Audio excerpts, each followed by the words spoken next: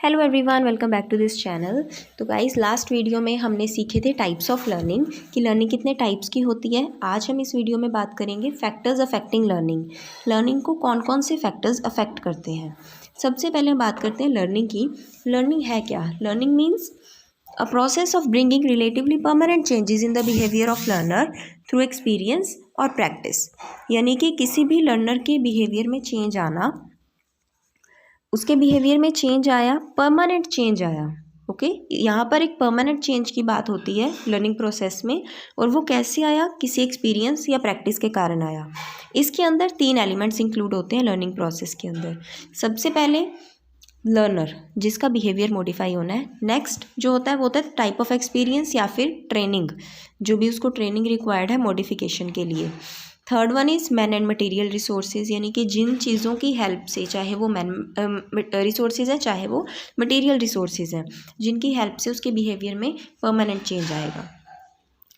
उसके बाद अब देखिए, बारी बारी से तीनों फैक्टर्स की हम बात कर लेते हैं। सबसे पहले आते हैं फैक्टर्स एसोसिएटेड विद लर्नर। इसमें सबसे पहले हम बात करेंगे learners physical and mental health. अगर किसी चाइल्ड की फिजिकल हेल्थ सही है तो ही वो किसी चीज़ को अच्छे से सीख पाएगा। अगर किसी चाइल्ड को सिंपल एक हेडेक है या फिर स्टमक एक है, उस टाइम पर वो उस चीज़ को अच्छे से सीख नहीं पाएगा। यानी कि फिजिकल हेल्थ के कारण उसकी लर्निंग अफेक्ट हुई। इसी तरह से मैटर करती है उसकी इमोशनल एंड मेंटल हेल्थ। अगर उसकी emotional and mental health adversely affected है तो उस टाइम पर उसका लर्निंग प्रोसेस अच्छे से कंप्लीट नहीं होगा। सेकेंड हम बात करते हैं the basic potential of learner. अब इसमें आप पोटेंशियल का मीनिंग क्या समझोगे, लर्नर का पोटेंशियल क्या होता है। इसके अंदर हम 3 तरह की बात करते हैं। Learners इनेट abilities and capacities for learning a thing. Learner की अंदर की क्या एबिलिटी है कि वो उस काम को सीख सकता है। Next, learners basic potential in terms of general intelligence. उस लर्नर की जनरल इंटेलिजेंस क्या है, उसकी उस सब्जेक्ट के रिगार्डिंग स्पेसिफिक नॉलेज क्या है, या फिर उसकी अंडरस्टैंडिंग और स्किल्स कितनी है। साथ ही साथ हम बात करते हैं उसके इंटरेस्ट की, कि क्या जो वो सीखना चाहता है उसमें उसका इंटरेस्ट है भी या फिर नहीं। अगर नहीं है तो वो अच्छे से उसे सीख ही नहीं पाएगा। Next is the level of aspiration and achievement motivation. Aspiration and achievement motivation, ये 2 ऐसी चीज़ें हैं जो मॉडरेट लेवल में होनी चाहिए। एस्पिरेशन किसको बोलते हैं? आकांक्षा। किसी चीज़ को करने की एक आकांक्षा जो होती है उसे हम एस्पिरेशन बोलते हैं। अगर एस्पिरेशन बहुत ही कम है, वो चाह ही नहीं रहा उस काम को करना, तो वो अपने गोल को अचीव नहीं कर पाएगा। सिमिलरली अगर एस्पिरेशन बहुत ही ज़्यादा है तो भी उसके लिए इम्पॉसिबल हो जाएगा उस गोल को अचीव करना। यानी कि ये दोनों चीज़ें मॉडरेट लेवल में होकर ही काम करती हैं। उसके बाद इसके अंदर जो एक फैक्टर आता है वो है गोल्स ऑफ लाइफ। हर एक का लर्नर का गोल सेट होना चाहिए। कुछ भी लर्निंग प्रोसेस में जाने से पहले, कुछ भी सीखने से पहले उसका अल्टीमेट गोल सेट होना चाहिए कि वो ये सीखना क्यों चाहता है और सीख के वो इस का करेगा क्या, इस प्रोडक्ट का करेगा क्या। तो उसका ये मैटर करता है जो भी उसका लाइफ का गोल है। अगर वो दिल से उस चीज़ को सीखना चाहता है, किसी पर्टिकुलर सब्जेक्ट को सीखना चाहता है, वो पेशेंस भी दिखा रहा है, परसिस्टेंस भी है लर्निंग में, तो चाहे उसकी किसी भी तरह की सिचुएशन क्यों ना हो वो अपने गोल को अचीव करेगा। लेकिन अगर उसका गोल ही सेट नहीं है तो फिर वो कुछ नहीं कर सकता। नेक्स्ट हम बात करेंगे readiness and will power. Learning के रिजल्ट कब आते हैं? जब लर्नर अपनी तरफ से एक रेडीनेस दिखाता है, ईगरनेस दिखाता है किसी चीज़ को सीखने के लिए, और उसकी पावर होनी चाहिए लर्न करने की। यही एक डिसाइडिंग फैक्टर है कि उसकी लर्निंग किस तरह की हो रही है। No power on earth can help a learner if he is not ready to learn. अगर वो खुद ही तैयार नहीं है कुछ सीखने के लिए तो हम उसको फोर्सफुली कुछ भी नहीं सिखा सकते। उसके अंदर एक विल पावर होना ज़रूरी है कुछ भी चीज़ सीखने के लिए। ये सभी थे फैक्टर्स एसोसिएटेड विद लर्नर। अब हम बात करते हैं factors associated with the type of learning experience. Learning experience क्या है? द टाइप ऑफ चेंज और modification found in learners behaviour depends much on the type of learning experience and training received by him for this purpose. उसके behaviour में कैसा change आया, किस type का change आया, ये भी किस पर डिपेंड करता है कि उसका एक्सपीरियंस या उसकी ट्रेनिंग किस तरह की है और किस पर्पस के लिए है। इसके अंदर जो बेसिकली इन्वॉल्व होते हैं फैक्टर्स वो हैं नेचर ऑफ लर्निंग एक्सपीरियंस, कि उसका लर्निंग एक्सपीरियंस किस तरह का था, या वो फॉर्मल था या इनफॉर्मल था, इंसिडेंटल था या फिर वेल प्लान्ड था, डायरेक्ट था या फिर इनडायरेक्ट था। तो इस तरह से लर्निंग एक्सपीरियंस की नेचर होती है।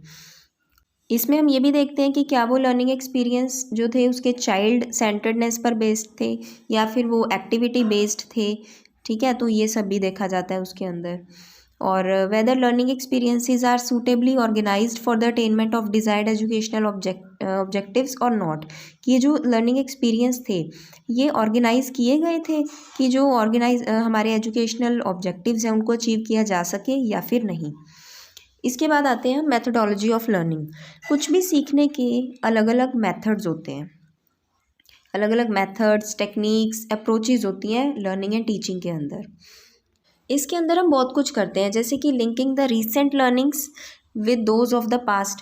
जो भी हमने अभी अभी कुछ सीखा उसको पास्ट के साथ रिलेट करना। को relating learning in one area with that of another.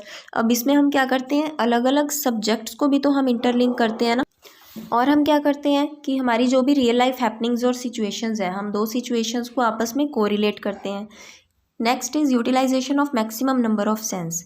अगर कोई ऐसा लर्नर है जो अपनी सेंसेस का प्रॉपर यूटिलाइजेशन करता है, मैक्सिमम सेंसेस को यूज़ करता है, जैसे कि senses of sight, hearing, touch, smell, taste, तो वो क्या करता है, लर्निंग बाय डूइंग, वो जल्दी सीख जाता है खुद से करना, और उसके लिए ये एडवांटेज हो जाता है बाकियों के कंपैरिजन में। Next is revision and practice. Review and practice always bring good results in the achievement of learning. किसी चीज़ को हम बार बार रिव्यू करेंगे, उसको रिवाइज करेंगे, प्रैक्टिस करेंगे, वो हमारे लिए गुड रिजल्ट्स देगा हमेशा। अगर कोई ऐसा लर्नर है जो बार बार प्रैक्टिस वर्क करता है, रिवीजन करता है, अपनी लर्निंग को रिव्यू करता है, बार बार उस चीज़ को रिव्यू करने से क्या होगा, वो उसे गुड यील्ड देगा उसका, in terms of his good retention, reproduction and utilisation at the proper time. Next is provision of proper feedback and reinforcement. जो लर्निंग यील्ड्स हैं वो एक और चीज़ पर डिपेंड होते हैं कि हम लर्नर को बार बार प्रॉपर फीडबैक दें और रीइंफोर्समेंट दें। इससे क्या होगा कि अगर डिज़ायर्ड रिजल्ट्स अचीव नहीं हुए, अगर कहीं पर कमी आ रही है, तो हम उसको कंपेयर कर सकते हैं विद द स्टैंडर्ड सेट और उसे हम रेक्टिफाई भी कर सकते हैं। Next is the selection of suitable learning methods and teaching. Teaching के बहुत सारी टेक्निक्स और मेथड्स होते हैं। अब ये डिपेंड करता है उस टीचर के ऊपर कि वो स्टूडेंट के अकॉर्डिंग कौन सा मेथड चूज़ कर रहे हैं। प्रॉपर अगर मेथड और टेक्निक को यूज़ किया जाए for teaching particular content, subject matter, तो हम डिज़ायर्ड रिजल्ट्स अच्छे से अचीव कर सकते हैं। अब आ जाइए लास्ट टॉपिक पर, factors associated with man and material resources. दो तरह के रिसोर्सेज होते हैं, man resources and material resources. In resources की हेल्प से ही लर्नर अपने बिहेवियर में डिज़ायर्ड चेंज लेके आ सकता है। अब किस तरह का चेंज आ रहा है वो किस पर डिपेंड करता है कि इन रिसोर्सेज का मैनेजमेंट कैसे हुआ है, उसकी क्वालिटी क्या है। कुछ फैक्टर्स हैं जो लर्निंग को अफेक्ट करते हैं, जैसे कि quality of teacher in terms of mastery over the subject matter, कि टीचर की कमांड कैसी है अपने सब्जेक्ट को लेकर, उसकी टीचिंग स्किल्स क्या हैं, उसका एक्सपीरियंस क्या है, उस टीचर की क्वालिटीज़ और बिहेवियर कैसा है। नेक्स्ट है socio economic, socio emotional climate available in the institution. अब ये इंस्टीट्यूशन के अंदर, एक स्कूल लगा लीजिए, स्कूल के अंदर उस चाइल्ड का सोशियो इमोशनल क्लाइमेट क्या होगा कि उसका अपने टीचर के साथ कैसा रिलेशन है, उन प्यूपिल्स का आपस में कैसा रिलेशनशिप है, स्टूडेंट्स का, या फिर स्कूल और स्टाफ का कैसा रिलेशनशिप है। तो ये वहाँ का सोशियो इमोशनल क्लाइमेट हुआ। Next is availability of appropriate learning material. Learning material कैसा अवेलेबल है और क्या क्या फैसिलिटीज़ हैं, जैसे कि टीचिंग लर्निंग एड्स है या नहीं, टेक्स्ट बुक प्रॉपर है, लाइब्रेरी, लेबोरेटरी फैसिलिटीज़।